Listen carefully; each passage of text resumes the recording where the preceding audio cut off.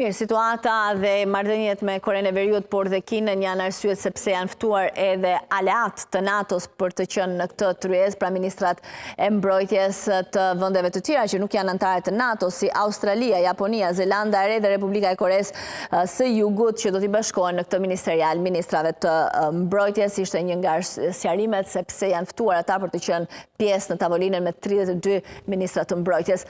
Ndërkohë, NATO ka filluar stërvitjen e saj vjetore bërthamore Fast Nun me më shumë se 60 aeroplan që marrin pjesë në fluturimet stërvitore mbi Europën perëndimore. Bëhet e ditur se Fast Nun zgjat 2 javë dhe përfshin aeroplan luftarak të aftë për të mbajtur koka bërthamore të Shteteve të Bashkuara. Është pikërisht një model aeroplani që do të përdoret në këtë stërvitje. Janë imazhe të shpërndara nga NATO, janë avionët që janë pjesë e stërvitjes, të cilët mbajnë dhe kokat bërthamore. Kjo stërvitje është një test i rëndësishëm për ndalimit bërthamor të aleancës dhe i dërgon një mesazh të qartë çdo kundërshtarit të NATO-s që do të mbrojë të gjithë aleatët, deklaroi sekretari i përgjithshëm i aleancës ushtarake Mark Rutte. Parandalimi bërthamor është gurthemeli i sigurisë aleatëve, shtoi ai.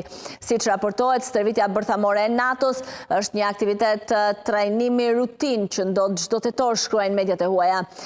Fast Nun përfshin 2000 personel ushtarak nga 8 baza ajrore dhe një sër lloje armësh, duke përfshirë aeroplan me aftësi bërthamore, bombardues përcjellës luftarak, aeroplan furnizues me karburant dhe aeroplan të aftë për zbulimin dhe luftën elektronike. Stërvitja e këtij viti përfshin fluturime kryesisht mbi vendet pritse, Belgjikën dhe Hollandën dhe në hapësirën ajrore mbi Danimarkën, Mbretërinë e Bashkuar dhe detin e Veriut. Planifikimi për stërvitjen filloi një vit më parë dhe 13 aleat do të dërgojnë aeroplanët e tyre për të marrë pjesë në stërvitje. NATO po ndërmerr hapa për të garantuar sigurinë, aktivitetin dhe besueshmërinë e parandalimit bërthamor të aleancës. Deklarata e samitit të Washingtonit të NATO-s bën të qartë se qëllimi themelor i aftësisë bërthamore të aleancës është ruajtja e paqes dhe parandalimi i agresionit. Për sa kohë që ekzistojnë armët bërthamore, NATO do të mbetet një aleancë bërthamore, shton deklarata e aleancës.